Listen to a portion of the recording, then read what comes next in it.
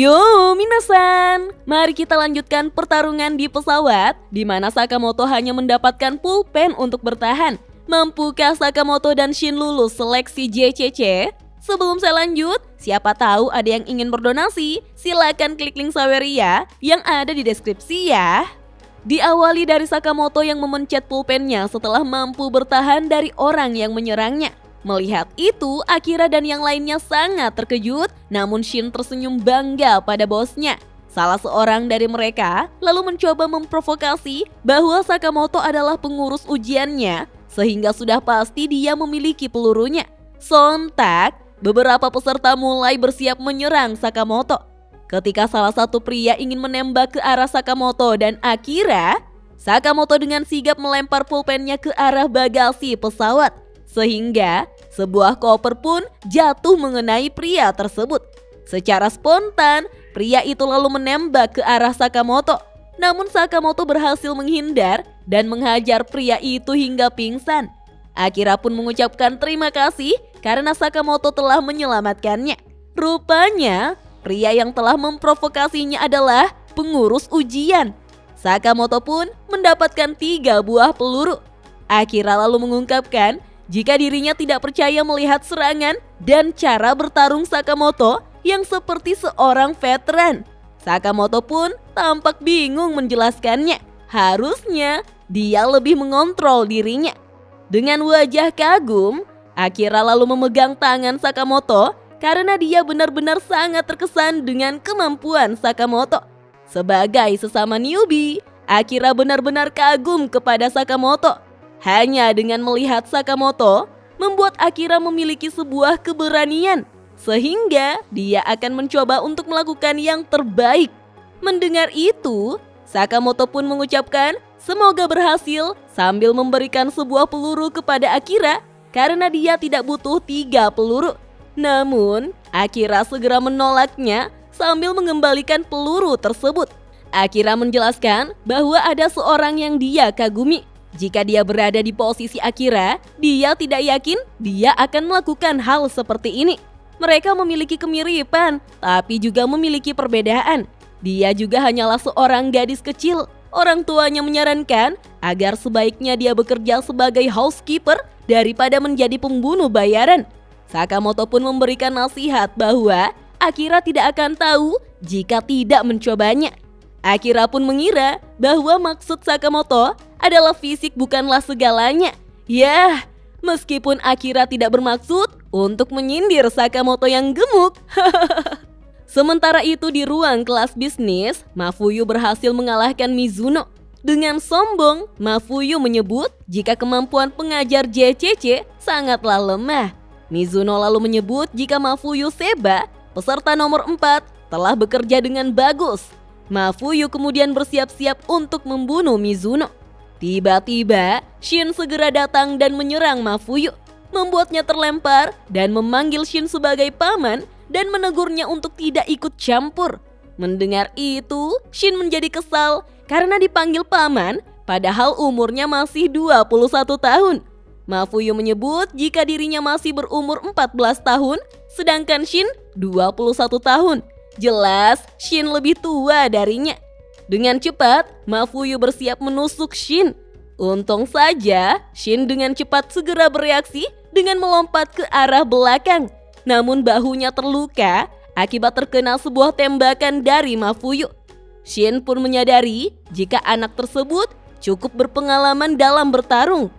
Tiba-tiba, Mafuyu menjadi sangat marah karena ada noda darah yang menempel di wajahnya. Dia pun segera mengambil sebuah semprotan pembersih untuk membersihkan tangan dan wajahnya.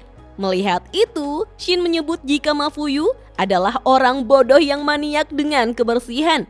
Jadi, untuk apa dia datang kemari? Mafuyu menjelaskan jika dia tidak akan mengikuti ujian transfer sialan ini jika kakak bodohnya tidak membuatnya terkena sebuah flu tepat sebelum pelaksanaan ujian umum atau reguler digelar. Dia yakin jika masing-masing orang saat ini sedang membuat sebuah grup untuk bisa melewati ujian tersebut. Dia sangat membenci kotor karena itu sangat menjijikkan. Dia hanya menyukai kebersihan. Mafuyu lalu menarik sepatunya dan sebuah pisau keluar dari sepasang sepatunya. Shin pun terkejut melihat senjata tersembunyi milik musuhnya. Sebuah serangan cepat hampir mengenai Shin. Beruntung, Shin mampu menghindarinya.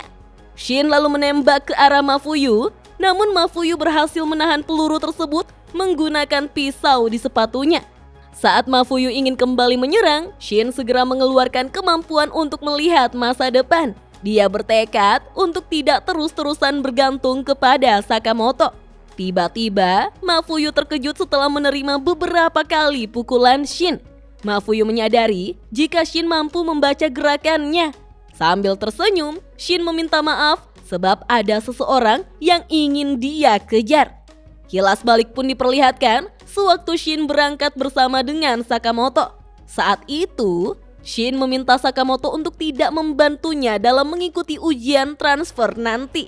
Shin ingin menguji kemampuannya tanpa bergantung pada Sakamoto, membuat Sakamoto mengingatkan Shin agar jangan sampai gagal. Shin pun berteriak bahwa dia tidak mungkin gagal, lihat saja nanti. Kembali ke masa sekarang, Shin pun berbicara pada dirinya sendiri bahwa dia pasti bisa melewati ujian ini. Tunggu saja. Mafuyu pun kini menatap Shin yang mampu membaca gerakannya.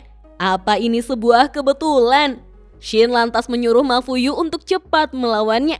Kita pun diperlihatkan bagaimana Mafuyu langsung bergerak lincah untuk menendang Shin. Tetapi Shin melompat untuk menghindarinya. Mafuyu tampak kesal karena lagi-lagi Shin mampu menghindarinya. Apa-apaan ini? Shin pun menyerang dengan menembaki Mafuyu, membuat Mafuyu mundur ke belakang. Tetapi kemudian maju untuk menendang Shin lagi yang dengan cepat dihindarinya. Orang-orang di sekitar tampak khawatir dengan pertarungan itu dan menyingkir. Shin pun membalas dengan menendang Mafuyu yang tepat mengenai dadanya. Mafuyu pun berbicara dalam hati, tidak peduli seberapa tajam intuisi Shin, jika Mafuyu bisa menangkapnya, berarti Shin bukanlah masalah besar. Mafuyu pun menangkap kaki Shin yang menendangnya tadi untuk kemudian membalas dengan menendangnya. Namun Shin juga mampu menahan kaki Mafuyu yang menendangnya, lalu mematahkan pedang yang tertancap pada sepatu Mafuyu menggunakan pistolnya. Shin mengakui idenya Mafuyu sangat bagus, tapi Shin bisa mendengar suara Mafuyu dengan jelas. Kita pun diperlihatkan bagaimana Shin berhasil membekuk Mafuyu dan menodongkannya pistol. Shin meminta Mafuyu menyerahkan peluru padanya. Mafuyu memaki Shin sebagai paman sialan dan menyuruh Shin cepat membunuhnya. Namun Shin tidak akan membunuh seseorang hanya untuk sebuah ujian konyol seperti ini. Ditambah lagi, Mafuyu masih berumur 14 tahun. Shin tidak berniat membunuh anak kecil. Siapa sangka hal itu membuat Mafuyu menangis. Menurut Mafuyu, meski Shin lebih tua darinya, tapi ternyata Shin cukup naif. Shin terkejut melihat Mafuyu yang menangis, membuat Mafuyu menyuruh Shin yang bodoh untuk diam saja dan membayar ganti rugi senjatanya. Lagi pula, Mafuyu sudah gagal. Shin lantas merasa tidak enak. Apakah semua anak kecil seperti ini? Shin mengatakan bahwa Mafuyu tidak perlu menangis. Meski umur Mafuyu masih 14 tahun, tapi Mafuyu memiliki bakat. Mafuyu lalu tertunduk dengan mengatakan bahwa Shin tidak perlu memberitahunya karena dia sudah tahu bahwa dia memiliki bakat yang besar. Membuat Shin kesal sampai ingin mementung kepala anak ini. Menurut Shin, jika Mafuyu gagal di ujian ini, Mafuyu masih bisa mengikuti ujian lisensi di lain waktu.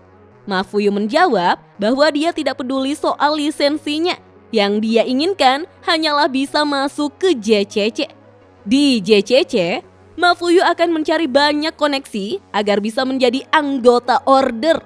Tiba-tiba, seseorang bersembunyi di bagasi kabin lalu keluar sambil tertawa. Dia sudah menunggu untuk saat-saat seperti ini. Orang itu pun langsung melemparkan peluru JCC pada tubuh Mafuyu. Dia menyebutnya sebagai teknik Haina. Namun dengan cepat, Shin menghajar orang itu. Shin terlihat sangat keren saat mengatakan pada Mafuyu jika dia ingin menjadi anggota order, Mafuyu tidak membutuhkan sebuah koneksi. Yang Mafuyu butuhkan adalah sebuah kekuatan yang di luar nalar. Shin merasa bahwa dirinya juga harus bertambah kuat. Shin lalu memberi Mafuyu peluru JCC, membuat Mafuyu mempertanyakan kenapa Shin memberinya. Sembari berjalan pergi, Shin menjelaskan bahwa Mafuyu hanya butuh 1 peluru untuk bisa lolos ujian ini. Mafuyu pun memanggil Shin, namun Shin menghela nafas bahwa Mafuyu tidak perlu berterima kasih padanya. Mafuyu justru mengatakan bahwa peluru yang diberikannya sangat kotor dengan noda darah di atasnya. Mafuyu meminta izin untuk ditukar dengan peluru yang bersih, membuat Shin kesal dan menyarankan Mafuyu membuang kebiasaannya itu. Pada akhirnya, Shin memiliki 2 peluru dan Mafuyu memiliki 1 peluru. Kembali ke kelas ekonomi, di mana Akira masih bertarung dengan peserta lain. Padahal ujiannya sudah hampir 30 menit dan Akira masih belum memperoleh 1 pun peluru. Jika Akira tidak melakukan sesuatu, maka tiba-tiba Sakamoto mencolek bahu Akira untuk memperlihatkan luka yang diterimanya akibat Akira. Meskipun Sakamoto sedang makan ramen dengan santainya. Sakamoto bertanya, siapa sih yang mengajari Akira cara memakai senapan? Dengan terkejut, Akira lalu meminta maaf pada Sakamoto. Akira benar-benar payah dalam menggunakan senapan. Saudaranya mengajarinya sedikit soal bagaimana caranya menggunakan senapan. Tapi Sakamoto pun meminta Akira memberikan senapan itu kepadanya. Dengan pipi gembul yang menempel pada senapan, Sakamoto menjelaskan pada Akira agar tembakan stabil, condongkan badan ke depan saat menembak. Lalu, agak sedikit bungkukkan punggung. Gunakan bahu untuk menjaga kestabilannya. Akira pun sangat terkejut ketika Sakamoto mulai menembak. Sakamoto tidak menggunakannya untuk membunuh, melainkan menghancurkan senjata lawannya.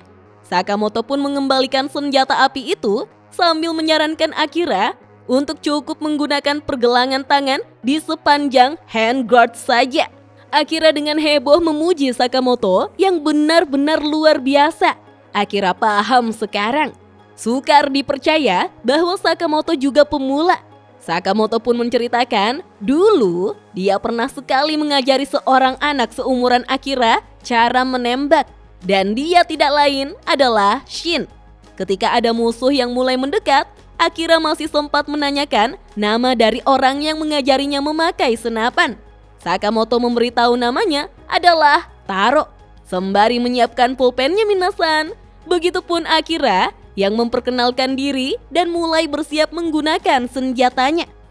Beralih ke kelas 1, di mana ada seseorang yang mendengar suara tembakan Sakamoto dan memuji tembakan itu. Rupanya dia adalah juru kamera yang merekam adegan perkelahian. Dia bahkan memuji ekspresi orang yang saling membunuh.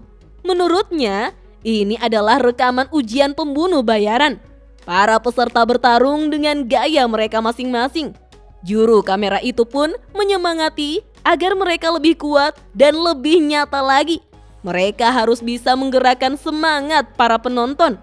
Juru kamera itu pun mengeluarkan peluru JCC sebagai secercah harapan agar mereka saling berebut. Menurutnya, ini bagus sekali. Namun dengan cepat, dia pun menebas seluruh kepala orang-orang yang ada di hadapannya menggunakan papan syuting yang sudah dimodifikasi. Ketika semuanya telah menjadi mayat, dia pun berbicara bahwa ini menyedihkan karena terlihat seperti adegan di film-film. Namun, dia merasa senang bisa menjadi pengurus ujian. Mungkin pula dia akan memperoleh beberapa rekaman yang bagus. Rupanya dia adalah pengurus ujian sekaligus sutradara film dan anggota order, yaitu Kanaguri. Nah, Minasan, apa jadinya jika Kanaguri bertemu dengan tim Shin bersama Mafuyu atau tim Sakamoto bersama Akira? Penasaran kan? Tonton terus video selanjutnya ya. Dah.